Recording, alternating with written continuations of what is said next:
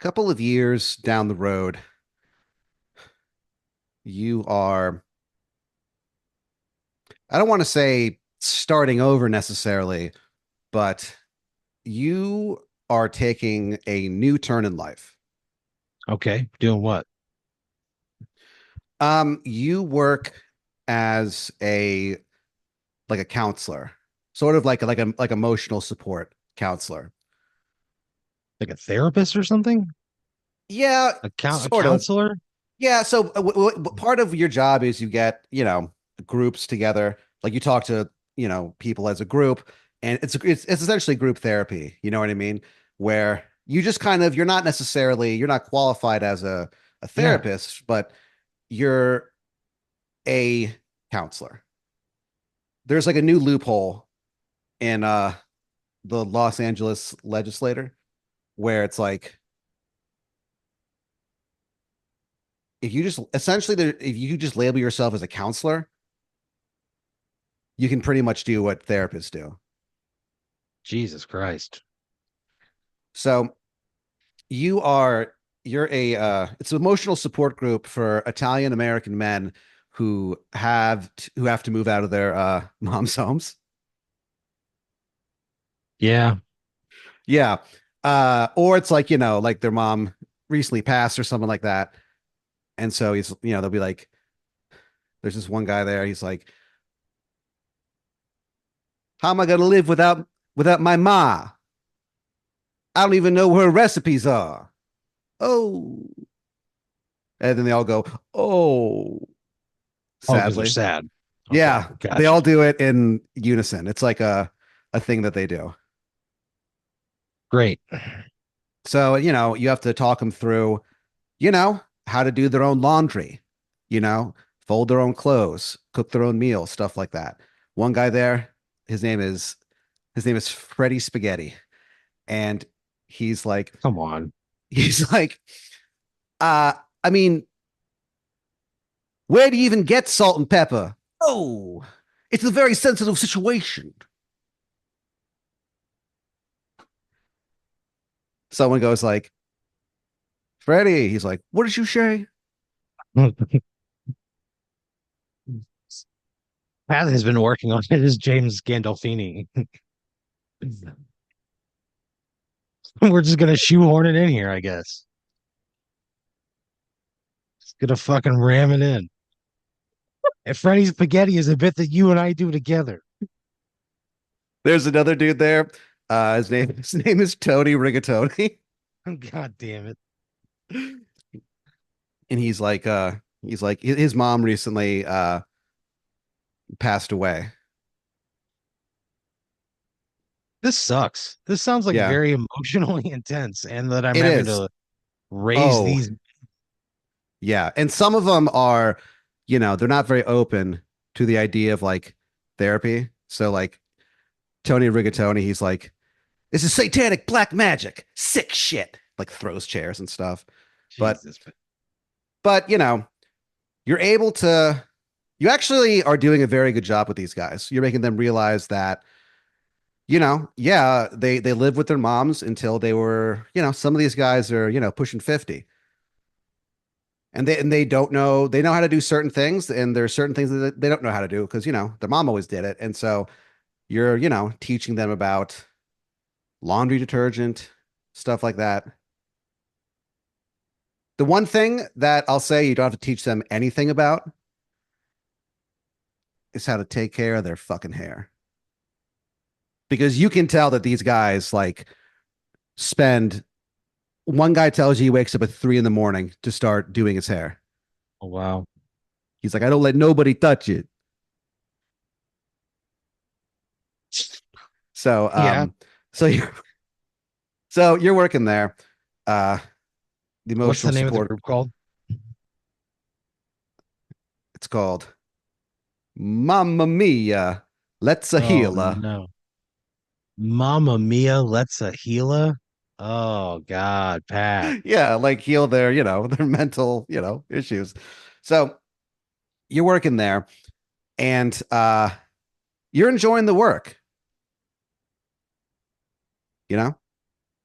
However, your passion right now, you still perform and stuff, but your passion right now, the thing that you spend the most of your time on and have invested some, serious money into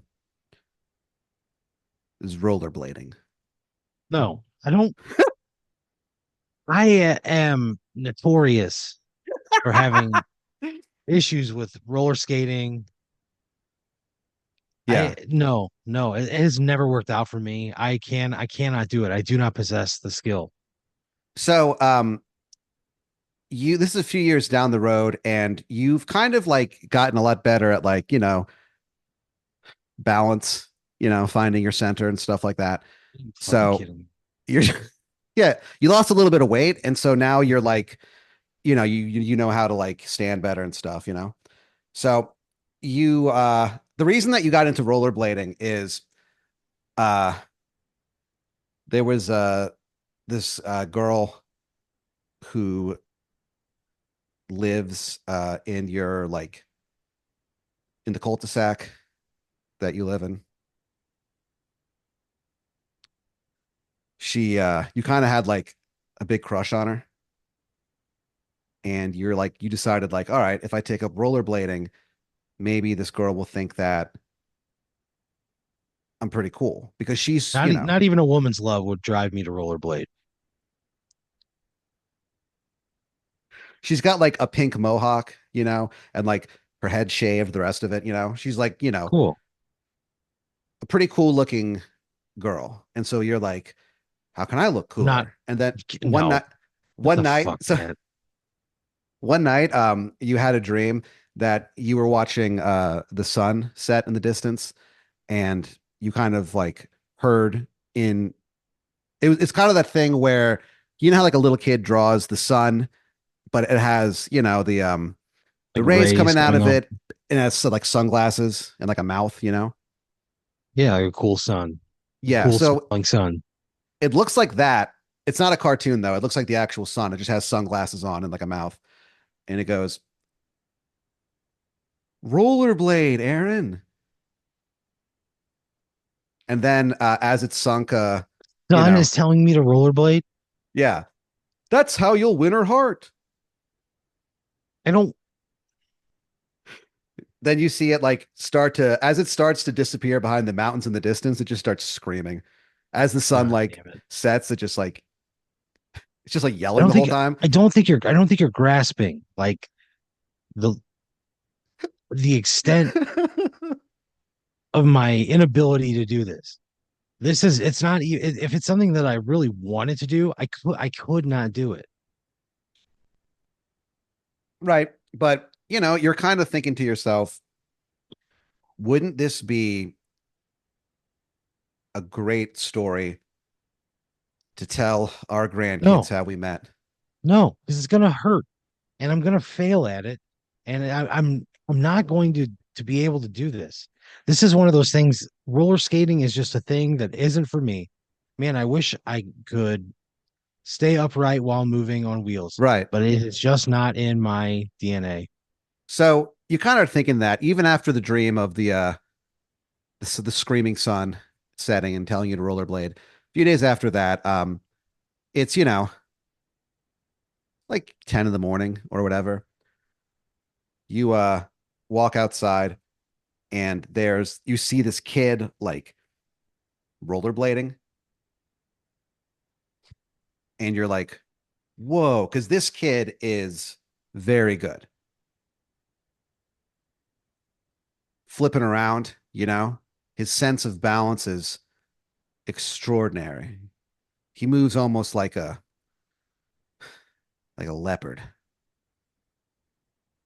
And then you see him do like a front flip, and he lands like on the windshield of your car and leaves like a scratch as it like he rollerblades off. And Great. then he like you know stops for a second. He's like, holy shit. And you're like, what the fuck, kid? And he's like, you're like, why are you even here? Like, how come you're not even at school? Are you skipping school to rollerblade?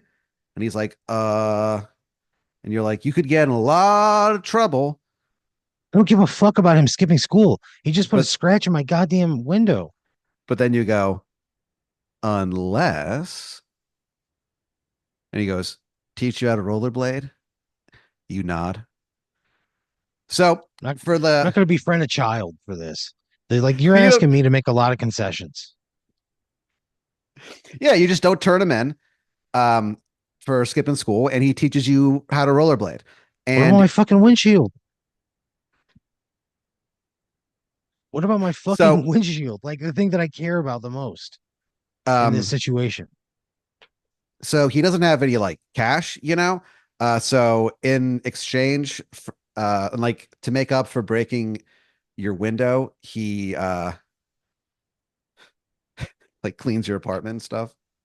I'm not going to have a child come over to my place. No, he needs to be financially responsible for breaking my fucking window. And so you're like, but we'll figure that out later. Are you And kidding you me? guys, I so you wake up at like 6 in the morning, you know, and you oh, blade with him for you call it when you guys go running go or rather going up and down the cul-de-sac, you guys call it running the blade. So you run the blade all over I hate this. the cul-de-sac that you live on. It's called Honeydew Street. This So fucking sucks. you I do not want to be rollerblading at 6 a.m. yeah, because you know that, you know, she's not going to see you training, you know. And so you start doing this with this kid. His name is Max. You and Max, you don't necessarily become like friends or anything, but doggone it, he does teach you how to blade. This sucks. And like every time you practice together, he calls it sharpening the blade. He's like God damn it. very into like swords and like using swords as metaphors, you know? Does he ever fucking fix my windshield? You kind of forget about the windshield. And honestly, you kind You of forget about the girl too. You just get really into rollerblading. this fucking sucks so bad. Why? Why I am not a rollerblader. I'm not this I don't want to do this. Well, now you I don't are, want to do dude. this. This sucks. And my fucking windshield's broken and I just So, forget about it, I guess. so part of the reason that you forget about it is that you just start rollerblading everywhere, you know? You sharpen that blade all over Los Angeles. One day, Sucks. you're you're blading to a an Applebee's. You're a VIP member of Applebee's at this point, and so you are blading to your local bees, and you know you were kind of having the time of your fucking life, watching the trees whiz by you, green blurs at the edge of your vision.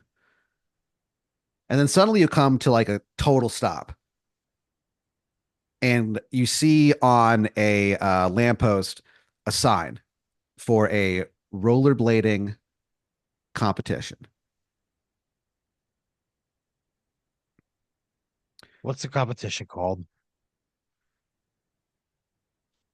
It's called Radical Roller Coasting Contest, presented by Tony Hawk. The Tony Hawk? Yeah, skateboarding legend Tony Hawk is going to be there. He's going to be like one of the judges in this competition. There's speed. You're judged on speed, um, creativity, authenticity, and then like the fourth episode is like, or the fourth category is just best ass. Great. This sucks. What a bunch of authenticity. Yeah, Best that's the one ass. that's the one, the authenticity one is like the hardest one to earn. Most That people you don't don't even. even, yeah. Most people don't even try to win it, you know. So you're looking at it and you're like, man, I really want to win this contest. This will prove to those kids in my fucking neighborhood that I'm not a poser because you started, blading at a, you know, somewhat advanced stage. The kids in your neighborhood will be like, they never quite say it to your face, but behind your back, they have to be like, mocking you, thinking you're like, that fucking poser, four-eyed Aaron. That's what they call you. That's what you imagine they call you. So you see this competition, and it's coming up in about a week, and you're like, man, I have to win that contest. You go to the bees, head back home, and there's a like a letter on your front porch. Says Aaron Brooks, and then where there's supposed to be a return address, it's just like a red L. Do you open it? Yeah. Yeah, I open it. You open it, and inside is a letter. You have to like unscroll it. You know what I mean? It says, Aaron, give me a call, bruv. I think I can help you out, governor. Signed, E. Dot E. He signs it like E. E. Cummings, where it's like they're both lowercase letters. All right. Underneath, there's like a phone number. It says head of international acquisitions for the Lanalax Corporation. Do you call him? Yeah, I guess I call him. Yeah. You call him. Um,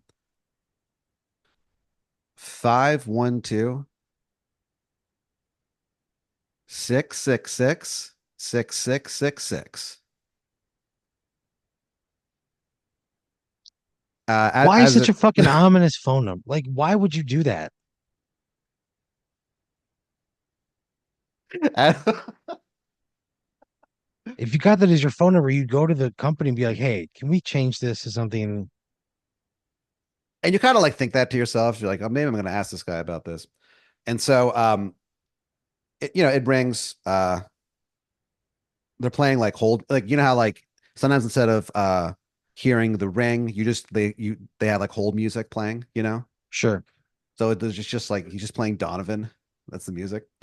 And so you That sucks. after like three rings, like somebody picks up the phone and you hear a voice go, "Hello, this is Eddie English. How can I help you, Aaron?" You wrote me. What do you mean? How can I help you? He's like, he goes, "I've got an offer for you, mate." He goes on to tell you that the Lanalax Corporation are looking to test a product. They've invented these pills that will make humans like almost to like a superhuman level, you know, as close to superhuman as possible while still being human. It's like Captain America in the comics. And so they're like, so we're moving on to human trials. He's got a really terrible English accent. Just sound maybe you don't know if it's the connection over the phone or like what the deal is. But he's like, "We be honored to have you, governor." What's He it, goes, what's in it for me? Why would I do this? "Because if it gives you these extraordinary abilities, you Like, can use it in the contest." He's like, "You'll be a shoe in for sure." Get it? Oh, mate. Shit. this guy has an interesting accent and I'm presuming background. Uh, Eddie English, yeah. so if I get those like superpowers, there's no fucking way I'm using them to win a goddamn rollerblading show Why not? because I would probably have a better use for it in some other way. Well, like what? I don't know. I mean, I don't know what the extent of the abilities are, you know? Where it's like, that's what we're trying to figure out, governor. Well, He then I also guess offers the Lanalax Corporation also offers to cover the entrance fee. how much could that possibly be? $17. And they do not give change. That sucks. I mean, if I don't know. I guess yeah, fine. I'll fucking do it. Yeah. What do I get if I win this competition? Beyond getting what you really crave, which is acceptance from the other rollerbladers in your neighborhood, you also win $125,000. What the fuck? How? On a $17 entry fee? Yeah, but but they do not give change. So that's why they're basically like, look, like we know that this is like annoying, but this is how much you stand to earn. So bring exact change. Even if it's 17 ones, that's fine. These people fucking suck. Cash only. Of course it would be. Of course it would be. So the the Landlords Corporation, they go, oh, we tried to pay for it, but it turns out that some group called the Mamma Mia Let's Heala, they covered it. And you're like, guys, next time you see them, you're like, holy shit, guys, what the hell? And they're like, hey, you forget about it. You do such a great job, huh? Put up with me and my craziness. That's got to be one of the worst names we've ever had. Mama Mia Let's Heala. Yeah, they're trying to heal from their trauma, and you're trying to help them. They're also trying to honor their Italian American heritage, hence the Mamma That Mia. is Big inexcusable. Freddie Spaghetti goes, you don't understand. There's so many stereotypical portrayals of Italian Americans out there. Yeah. He goes, it's a very sensitive situation. Yeah. You said that a couple of times. That exact phrase. Yeah. He goes, what situation? God damn it. He goes, sometimes they make us look like fools. Yeah. So, and they're like, and basically, and Freddie Spaghetti goes on to explain that, you treat these guys with respect, it's not like you don't make fun of them for anything. You're there to help them heal or heala, as they would put it. And so they're like, "You a good guy, Aaron. You're a good guy." And like they kind of like do their thing where they slap you on the cheek a little bit, but in a very loving Italian Yeah, yeah. American way. So they cover your entrance fee. Cool.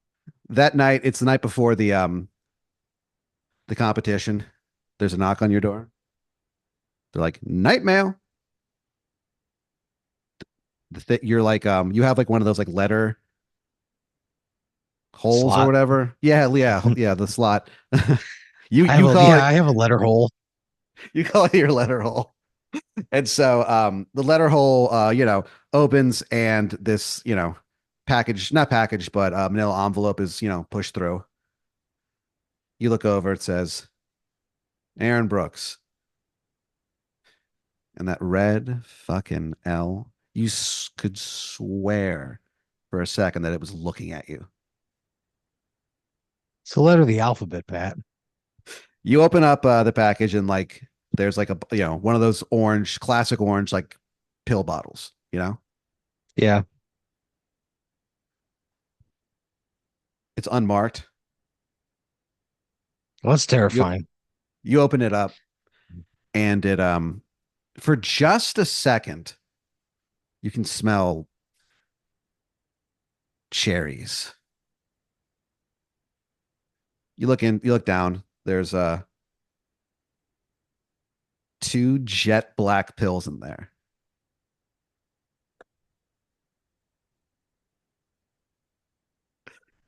You're supposed to take one at night before you go to bed, and you're supposed to take one in the morning.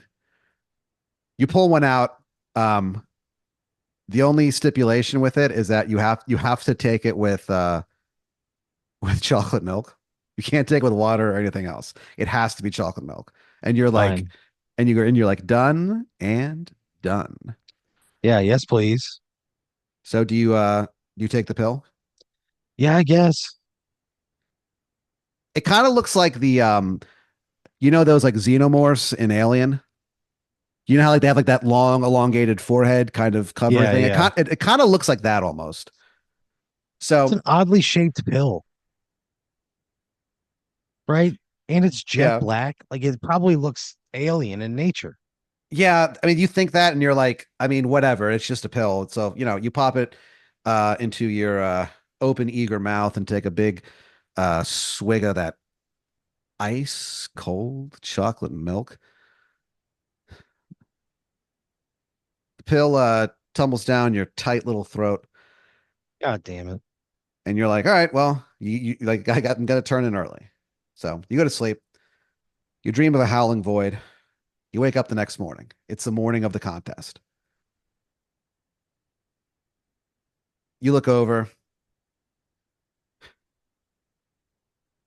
and this can't be true, but you could swear that like the pill bottle is like closer to you than it was the night before. So you're like, that's fucking weird. You Great. grab the pill bottle. You take the pill out. It lies in your hot little hand for a second. You look at it.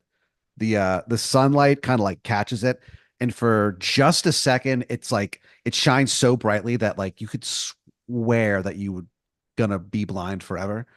But it's just for like less than a second. Yeah. And so you're like, well, that's fucking weird. And you pop it in, chug some chocolate milk, get ready for the day. You go down to where it's taking place at this park, Tammy Kwan Memorial, the Terry Kwan Memorial Park. And so Yeah. you go out there, and some of the kids are kind of like, clearly they don't say anything to you, but like they're clearly like laughing at you. You're like one of the only people who are wearing a helmet. So they're like, oh, look at this guy. But you I'm look at the square. like, yeah, but you finally notice that one of the kids doing it, and like you look over at him, and you kind of like make a mean face at him. And for a few seconds, it's like your eyes can do like X-ray Okay. for just a second, and you're kind of like, what the fuck? And you're like, oh, it's kicking in. Suddenly, you just feel like filled with energy. You're kind of like you start like stretching, and it's this thing where like you stretch, and for it feels fucking incredible to have that energy, to work off that energy that you have inside you. It Yeah. feels amazing to do.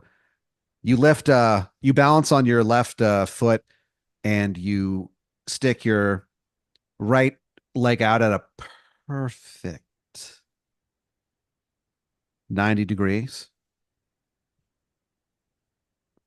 And then you kick it out like even further and you actually kick above your head while you're Oh my balancing on your Lord. other. Yeah. And you kind of like, you do it really quickly. So like nobody really, if anyone notices, they don't say anything, you know?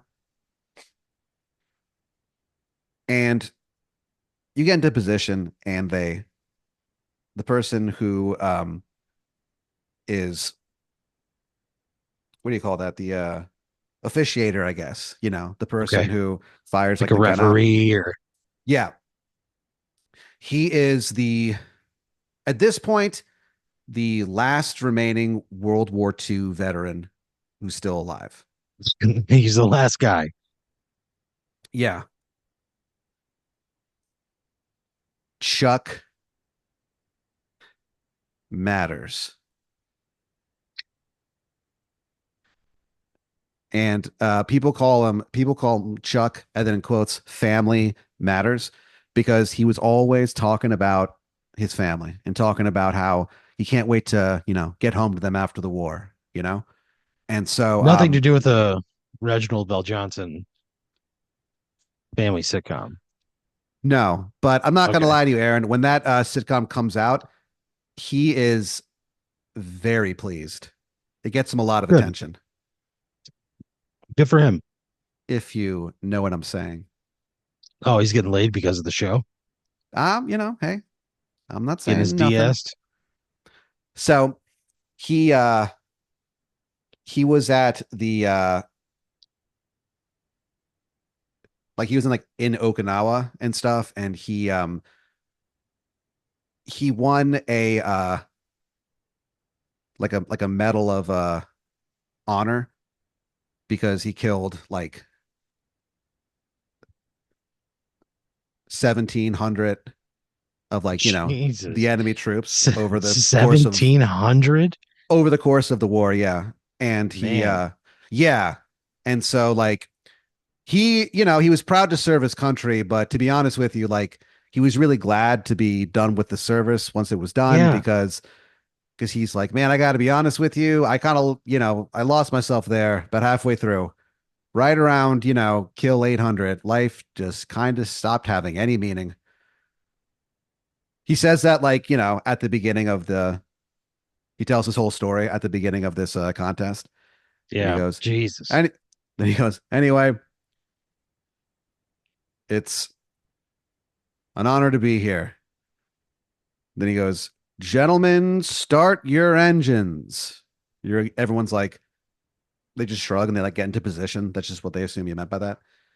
And he goes, and a one, choo, choo, and a two, choo, choo, and a three, easy beasy. And he fires the gun, but he's really old. He doesn't really like kind of realize like where he is or whatever. So instead of firing into the sky, to start the race, he fires into your head.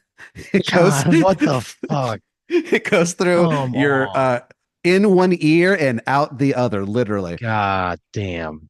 And you're kind of like, but and then like everybody like rollerblades Fuck over you this. or around you, and it takes a second before people kind of realize what happens, Oh, I've been and then shot through the ear, straight through my skull. yeah. And you kind of like are clinging to life in the How? middle of the Tammy Kwan Memorial Park. How? And then Sergeant Matters sees that like you're still twitching, and he walks over and he goes, oh, sorry, man, but don't worry. I'll put you out of your misery. He just shoots you in the Oh forehead. my God. Jesus Christ. The contest was won by this guy who was your bully growing up, Brian Stevenson Jones. He, Oh, there's more. Okay. that's it. He won. Oh God. He won all He in all f- the categories. It's the first time it's ever happened. best ass. Oh, he's been working on it. Good for him. The Whatever. girl Fuck that the this. girl the girl in your neighborhood that you had a crush I on don't come on. ends up joining a nunnery, becomes a nun. Great. Good for her. I'm fucking dead. Oh, yeah. Yeah, you're Shot long through the dead. ear by the last remaining survivor of World War II. Fuck this.